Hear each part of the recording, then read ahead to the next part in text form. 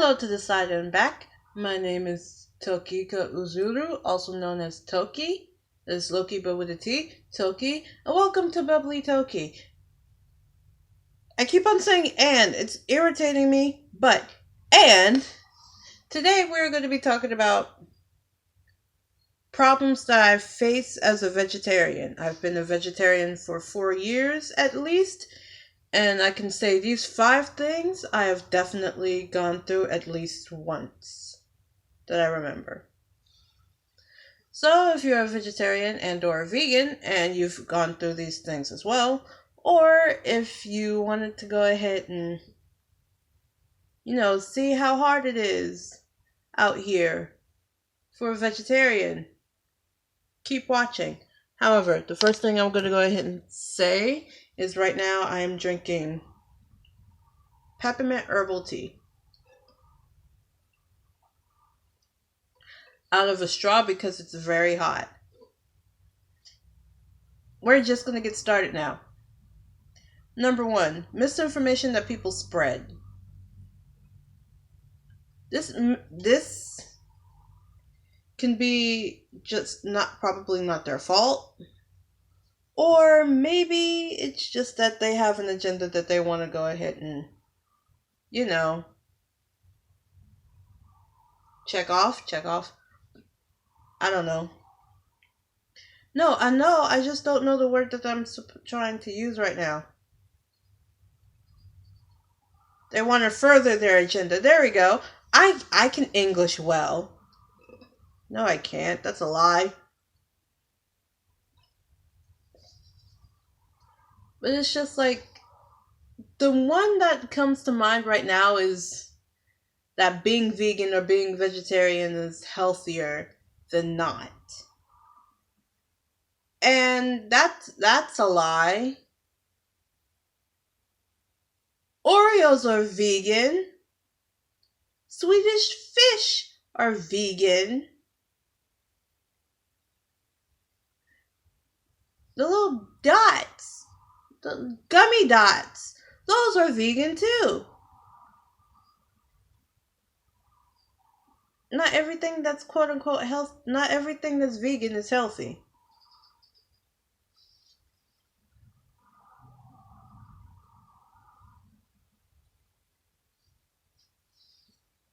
Number 2 would be fixing meat-centered meals. So basically, let's say you're making chicken and rice. The center is the meat or the protein, and that is the chicken. And people don't realize that you don't have to taste the food just to be able to fix it. Me, myself, I didn't realize that I didn't have to be able to taste the food just to fix it. There's a bird that is getting my attention.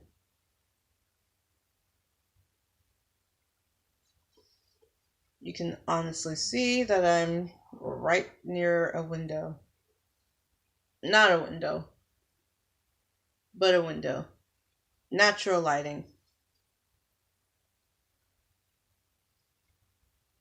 Oh, okay. Where's the other thing?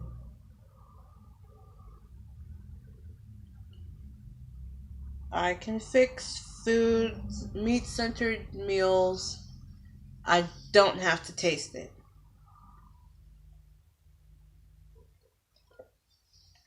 Finally, we actually get to number 3, which is eating out with your omnivore friends. Eating out with anyone, to be honest. Like, you have to go out and they're like, oh, let's go to this place. And you're like, I hope they have foods that I can actually eat there, but okay.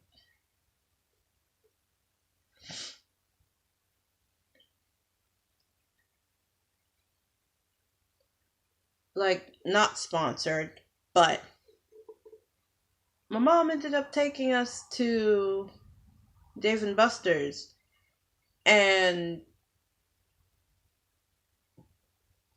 the server that we had that last time was just perfect. Basically, I ended up eating mac and cheese. It was real good, by the way. Loved it. Want to go back. I want more mac and cheese. I just had mac and cheese yesterday. What the heck? Okay.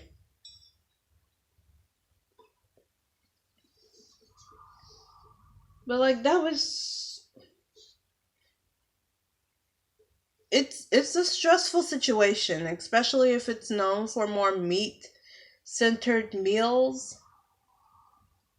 Like if you go to McDonald's, you already know that as a vegetarian you can go ahead and have the salad, you can go ahead and have the fries, or you can go ahead and wait for breakfast, or you can go ahead and just get the all day breakfast and not have to deal with any of that. Freaking pancakes are a delight. But going to places like Wendy's, no, going to places like Chick-fil-A, you wouldn't really know exactly what you can eat there because it's all centered around chicken. There are other reasons why I don't really like going to Chick-fil-A, but those I'm not going to go ahead and talk about in this video. Chick-fil-A is a really nice place. Again, not sponsored.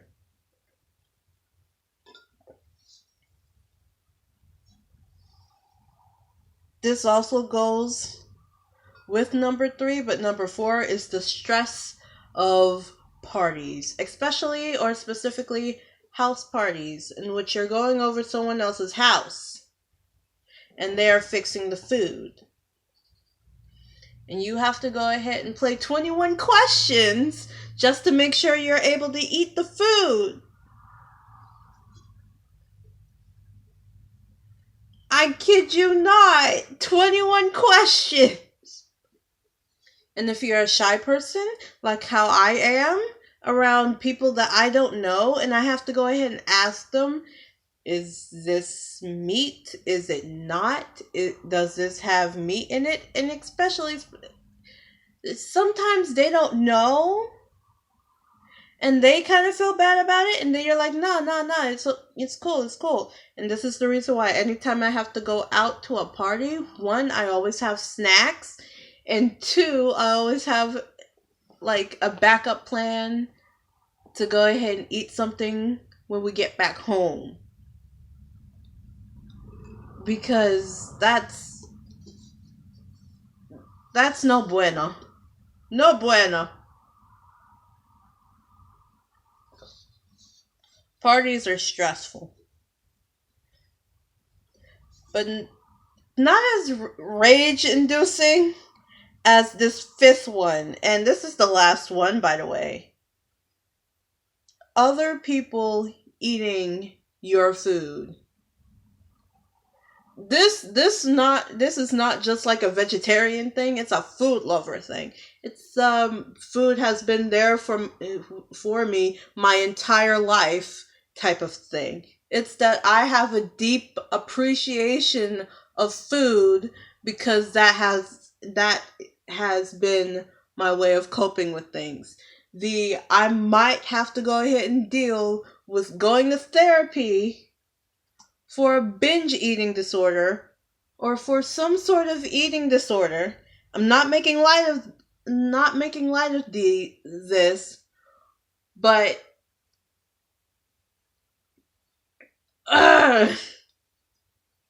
it irritates me because I'm a person that really likes food. I love food.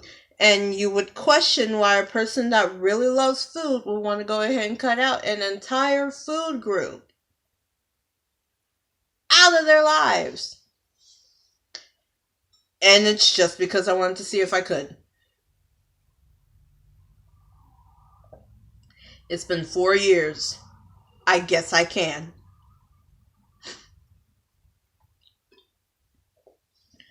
But you get people that that either one don't know that it's yours, or B don't know that you're a vegetarian and or vegan, because again, this is not just a vegetarian problem. It's a people problem. It's a food lovers problem.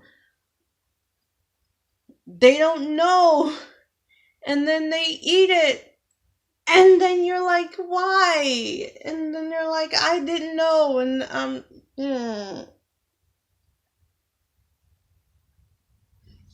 I need some freaking chill pills, because. But then you also have the people that eat your food on purpose, but they didn't know that you're a vegetarian and you can't really eat anything else. Or they seem to forget. That's the worst. Actually, I believe the worst is going to a some sort of house party where they're serving you food and you do not have a backup plan on what you're going to be eating. Like you didn't bring snacks or anything. That's probably one of the worst.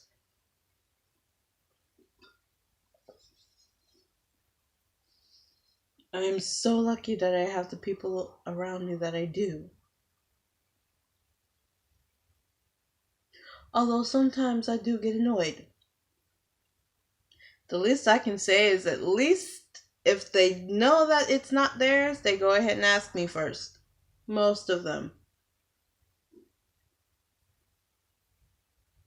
Now that we're actually finished with the video, and I can go ahead and be a bit more chill about things, let's go ahead and talk about the videos that are supposed to be coming out.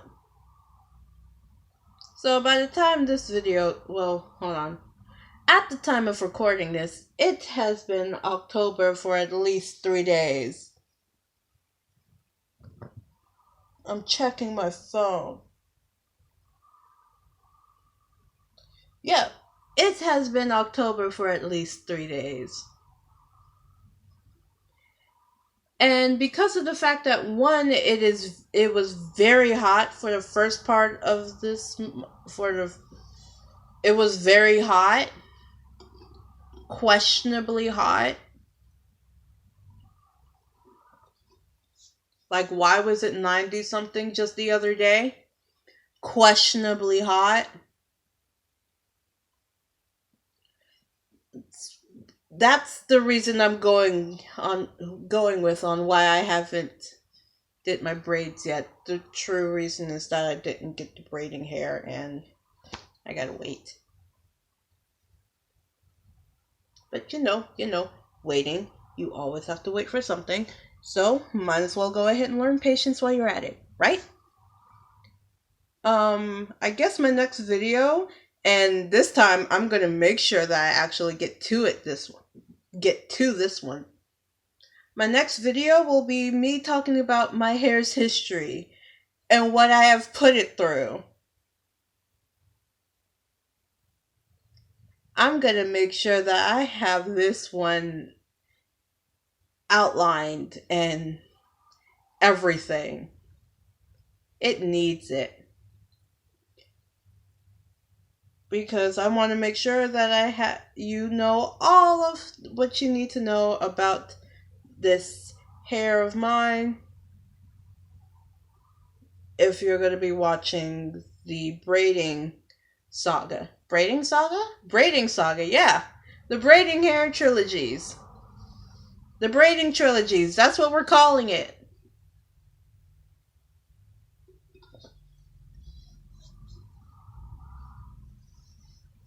It's just going to be me talking about, again, the stuff that I put my hair through. And why I do and why I'm going to be doing what I do when I prep and braid my hair. I'm also going to have to work on the song that I want to put out.